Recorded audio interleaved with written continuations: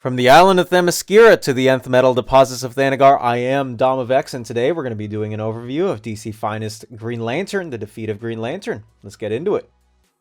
Up and away, everybody. I am alive, and I am going to be calling off the 31 straight days of Domnus and moving it to next year. I am going to see if scheduling these firsthand will help, but obviously that did not work out in my favor. But I do have this trade paperback here for you today to do an overview of, and of course this is the first installment of Green Lantern for DC Finest Green Lantern, the defeat of Green Lantern. This is a 600-page book, and it is clocking in at the price of, once again, $39.99. And here is a look at the front of the cover. A little bit misleading because this is a different story from the defeat of Green Lantern. This actually is issue 26's cover, which I'll be able to talk about a little bit more in depth later in the review. Here is a look at the spine with Green Lantern there, prominently featured by the amazing Kane on art, with, of course, the defeat of Green Lantern on the side from the years 1963 to 65. Here's a look at presenting DC Finest Stories, the defeat of Green Lantern, which does hone in on the issue covers of 19, 22, and so on and so forth. Now, if you want to take a look closer, it is issues 19, 22, 29, 31. A Brave and the Bold issue that is also collected in here, along with 3 more issues. This is going to collect issues 19 through 39 of the book, Flash 143, and Brave and the Bold issue 59. Let's go ahead and take a look at the inside of the Green Lantern, the defeat of Green Lantern book, with an issue cover by none other than the legendary Gil Kane and Murphy Anderson, supplying him. And this is the cover to issue 32 of the Green Lantern volume, which is again subsequently collected in here. That also does feature my boy Tom Kalmaku, so one of my favorite characters there. They also give credit to the Superman as well, the Superman creators, for the front of the book. Here's a look at the copyrighted information, with Julia Schwartz again predominantly editing the book itself, Reza Lockman, and here is a look at the table of contents. So this does feature both the main story and the backups that were in those Green Lantern issues. They don't leave anything out. I apologize for the people who were watching the Flash overview, and I did not say any word about the backups and what they contain. So big apology to you guys up front there. I need to be better at being transparent about what is collected in these trade paperbacks and its material. This also does have a note where they do say that all stories are penciled by Gil Kane and lettered by Gaspar Saladino, who was also lettering the Flash, unless it is otherwise noted in this book. So we do have characters that show up here, and again, all the table of contents. We do have Flash 143 slotted inside after issues 27 and 28 of Green Lantern. And then we also do have a Brave and the Bold issue that is slotted in between issues 35 and 36 of Green Lantern. So for those who are wondering about the placement, that is what they do have in store. And also on scene, they do have the same warning content note for people who might be reading these issues and also asking why stories are presented the way they are. Different times, different struggles, different critiques at life, or lack thereof. So I want to talk about a couple of the stories that are in here, and I feel like it would be inconsequential to talk about this book if I didn't go over the defeat of Green Lantern and two other stories that popped out to me while I was reading this volume. The first of which is the defeat of Green Lantern. Now, I find this specifically interesting because Grant Morrison uses Tomar-Re in their run of Green Lantern, and overall in this overview, you will hear a lot of me comparing my experiences with the Jeff Johns run of Green Lantern, because that was the run that I grew up with, and of course, he was the one who helped bring Hal back into the fold of the DC Universe after the events of Emerald Twilight. And Grant Morrison taking their own spin on the title in a pitch made by them and Liam Sharp at a dinner that they had with Dan Didio. I will tell the story that another time. So huge apologies if I'm not giving a first time reader perspective. I do feel really strongly about Green Lantern because Green Lantern was the first comic that I ever had and I grew up with. I grew up with the Johns run. I hold it with a special place in my heart. It's also one of my favorite runs of all time, if not my favorite run of all time. So apologies for those who might be watching this and are asking, hey, why are you talking about this and Grant Morrison's run? Well, those are two runs that I hold special in my heart. But the reason that I bring up the defeat of Green Lantern is because of Tomar Ree being introduced back is sort of into the fold of the DC universe. He had appeared earlier in the run, I think around issues like 5 or 6. So Tomar Ree has been around, but he was also in Grant Morrison's run for Green Lantern. He has to stop a character called Sonar. Sonar, someone who appeared in the first couple of arcs of Jeff Johns' Green Lantern during the Wanted arc. This very interesting kingdom asks Hal, hey, could you help us defeat the guy? The first issue is aptly named The Defeat of Green Lantern. Sonar is attacking. They can't figure out how to stop him.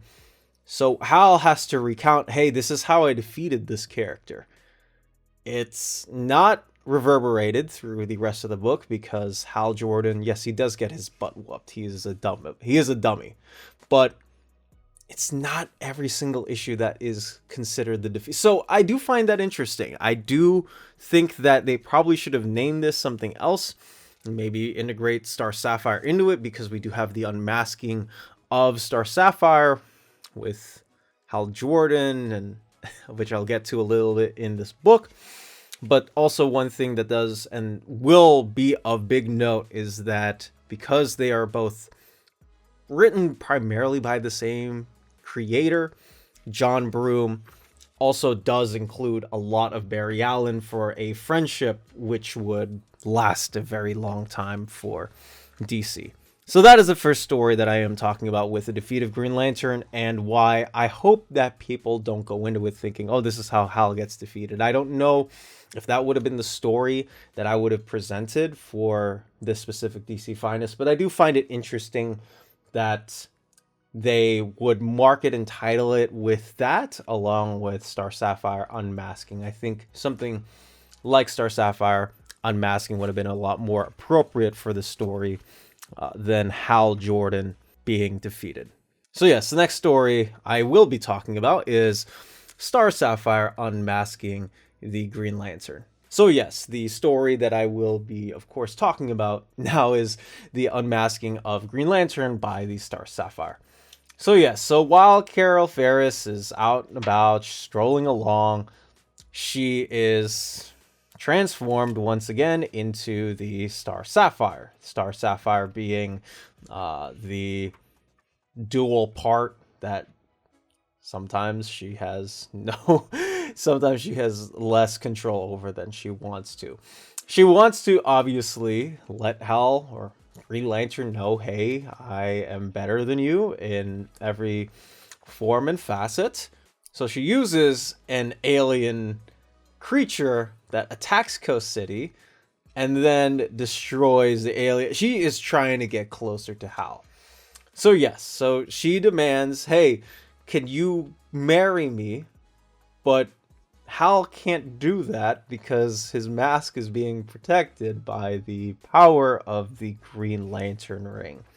So Hal goes back, tries to marry Star Sapphire, but it's funny because, again, spoilers, I guess, for those who might not be in the know or reading this, he finds out who Star Sapphire is. It's, oh, wait, it's somebody that I know. It is one of the most interesting stories and a power dynamic that will be very, very important for the Green Lantern mythos for a long time. This is a lot of the basis for what Jeff Johns did in his run when he reintroduced Hal back in Rebirth, and also with Carol's story becoming one of the more important key players of the rest of the DC cosmic universe. All right, last but not least, we got Green Lantern issue number 30, which is a double-parter that ended up being one of my favorites of the run. It is The Tunnel Through Time, which has a couple of novel-like chapters in this. This was a longer read. And also, once a Green Lantern, always a Green Lantern, a line that I have been playing in Injustice for the rest of my head.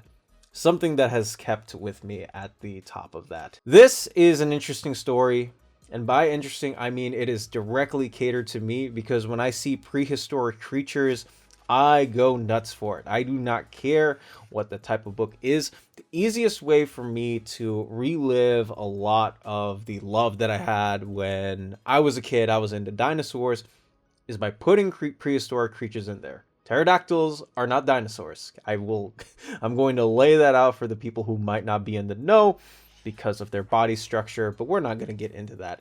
My main point is that I had so much fun with the story. I didn't even care if I just wanted to see Green Lantern fight these pterodactyls and talk about it with Tom. I think it's super funny and getting to see the pterodactyls and of course the Tyrannosaurus Rex trying to figure out, hey, how do I defeat these guys? I think it's great. I think it's awesome. And last but not least, what is also featured in Green Lantern number 30 is a story called Once a Green Lantern, Always a Green Lantern. The Guardians replaced Sinestro with a character named Katmatui in the specific sector that Sinestro was in charge of, or used to be in charge of, rather. Finds out, hey, there's this person, her name is Katmatui, and he wants to find out why Katmatui no longer wants to be a replacement against Sinestro. So they talk over, trying to figure out this and that, but they also need to defeat a monster on the way, again with amazing art by Gil Kane. My goodness. And it really is a nice introspective on what it means to be a member of the Corps, why it is so important, and what duty means for one person versus another. It's a nice little side story in here. It reminds me a lot of the side stories that sometimes Johns would do in the grander scale of this large space epic. Like, for example, the story that him and Darwin Cook did that ended up being my favorite of the Green Lantern run. Also the Larfleeze story. I'd love to do a video on that, but that is what I do have for the specific stories overview for Green Lantern, the defeat of Green Lantern. So this is an interesting one for me because we do start in the middle of a run that is by John Broome, Gil Kane, and also Gardner Fox writes some stories in here too, especially if a character is a part of the JLA and they decide, hey, let's go ahead and cross over with them. The Brave and the Bold issue very much of the same sort.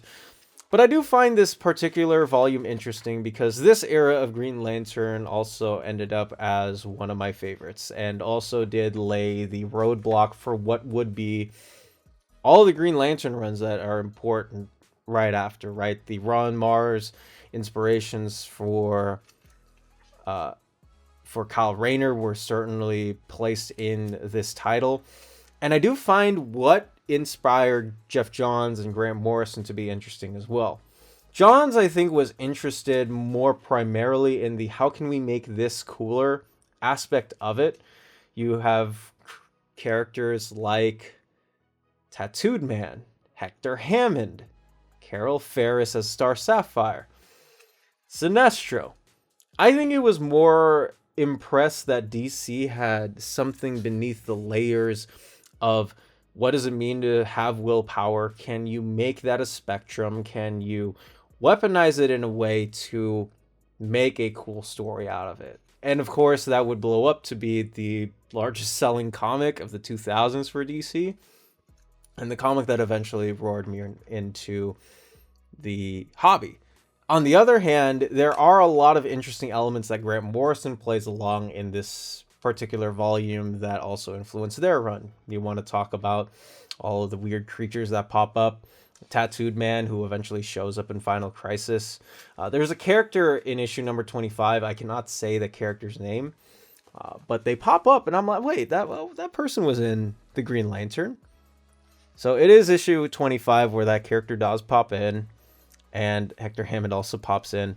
But I do find this, again, I find this volume interesting in the case that we started off with issue 19, which makes me think that everything before issues 1 through 18 are going to be its own separate volume, and then we'll eventually get the Alan Scott stuff later, if they ever get the high resolution scans of it, or any scans of it, I should say. But one thing that I think is important to note in this specific set, and maybe if people are apprehensive about it, is that if you enjoyed Flash, you're definitely going to enjoy this. Gil Kane is a master of the craft of the arts in the same way I think that you have the dynamism of what Carmine Infantino was doing on Flash. If I enjoyed the side bit stories of this guy being able to run around at super breakneck speeds and doing all of that in place, this is, can we take storytelling, can we take the science fiction element of it and put it up another level?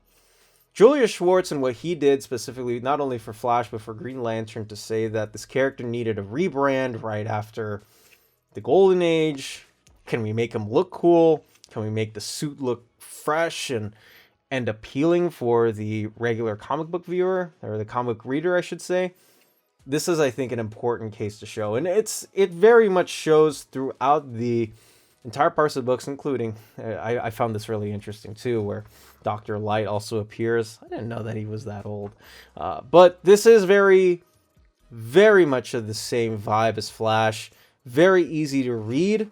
Not as difficult to read, I think, or dense as JLA, although it does get very wordy in certain parts. But man, this is such a wonderful read. I had such a fun time going and sifting through a lot of the stories that were placed inside here, including the Brave and the Bold issue, along with the Flash team-ups that would, again, be the core of the Barry Allen and Hal Jordan relationship. And as far as that is concerned, I think this is an easy pickup as well. If you don't already have the Golden Age, or if you already don't have the Silver Age Green Lantern Omnibus, I would encourage you to pick this up. I think this is very much not only an important piece of the time, but I do think that the influence that it lended on to other creators who would eventually take over the mantles of Green Lantern, but also its case and importance of female characters, the idea that you could use a weapon as a power ring as a weapon, and all of the side stories with Tom and Carol, everybody else in here. There's a lot to enjoy about this volume. So if you have not read any Silver Age and are looking to get something, buy this. It's, I think, an easy spot to get into, and you can easily pick up the pieces as you move along. All right, let's go ahead and take a look at the checklist for what is coming out later this month, and also what has come out from DC Finest. As you can see, this is the first of the December checklist. We do have another book that I'm hoping to put out an overview out of by Sunday, hopefully more in depth than the one that I previously did, and that is JSA. This week we do have Legion of Superheroes along with the Zero Hour Part 1 DC Finest that are coming out, along with the Catwoman Finest Lifelines also being thrown in there as well. If you haven't yet, check out our website, comicreleases.com, my and Webhead's love letter to comics, a hotspot where you can finally figure out what's coming out, when, from what place. Our unique upcoming website tracker in the Collected Editions tab makes sure that you're on top of every single collected edition coming out on the market, with release date updates to the minute, from the tiniest graphic novels to the giant Generator Deluxe hardcovers as large as an absolute. Our unique spreadsheet not only gives out the most accurate information out there, but our format also filters, ensure that you can find your books as quickly as possible. The tracker also gives out links to domestic and international retailers so that you can purchase your comic books at the snap of a finger. We are also proud to host monthly solicitations as per given by the publishers that generously send us information to give to you all. From the Ultimate Universe to the creator-loved Oceans and Universes, we specialize in giving you the most readable format of solicitations without any of the annoying advertisements. If you also donate to our Patreon at just $2 a month, which is less than a coffee at Starbucks, you will receive access to a special watch list dedicated to individually tracking items that are on your wish list, past or present. Place in your tracking number and make sure that these books also not only come in safe, you can even put in special comments on these as well. On top of that, your name will also show up at the end of every single Dom of X video creates as a huge thank you. That is comicreleases.com. For more information, check this out down in the description. If you also want to contact me or Webhead, check the contact forms down in the description or email me down in the description. Let me know down in the comments section below if you enjoyed these stories, if these weren't your cup of tea. But that's going to be it for me. I'm Dom of X. You be you. Take care. Dominate the day wherever you go.